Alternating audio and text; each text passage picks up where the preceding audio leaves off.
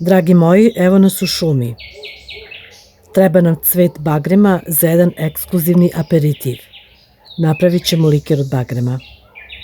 Oko nas priroda buja, prelepi mirisi rasvetalog proleća, cvrkut ptica i poneka ljubav. Beremo lepe, mlade cvetove bagrema. Najbolji cvetovi su ovi koji imaju izraženu žuto-zelenu prugicu preko snežno-bele latice. Cvetove bagrema ostavimo da odstoje, da izađu sitne bubice. Da vam kažem da je ovo jako pipav i spor posao, jer treba skinuti cvetove sa cvetnih drškica i to samo bele latice sa tučkom. Bagremov cvet najviše vole pčele, a čovek najviše voli bagremov med. Bagrem je lekovit. Može da se koristi u svežem stanju ili prerađen.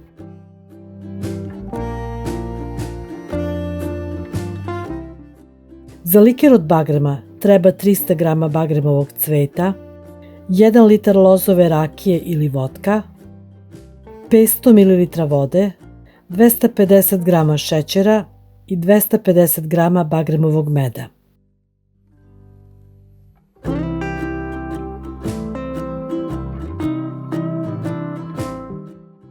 Latice staviti u posudu. Preko latica sipati ravnomerno šećer, da latice budu pod šećerom. Posudu pokrijemo sa streč folijom i ostavimo da odleži 24 sata na tamnom i hladnom mestu.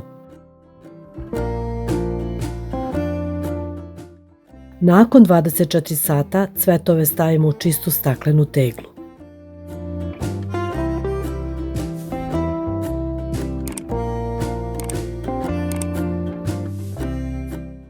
Latice su ostale snežno bele zbog šećera, a miris bagrema je intenzivan.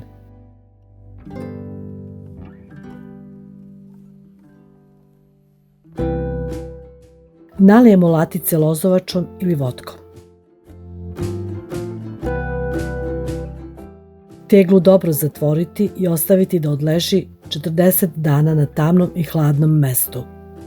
Teglu povremeno protresite. Nakon 40 dana liker treba završiti. U šerpu sipati 500 ml vode i staviti u nju 250 g bagremovog meda. Staviti na šporet i zagrevati uz neprestano mešanje dok se med ne rastopi u sirup.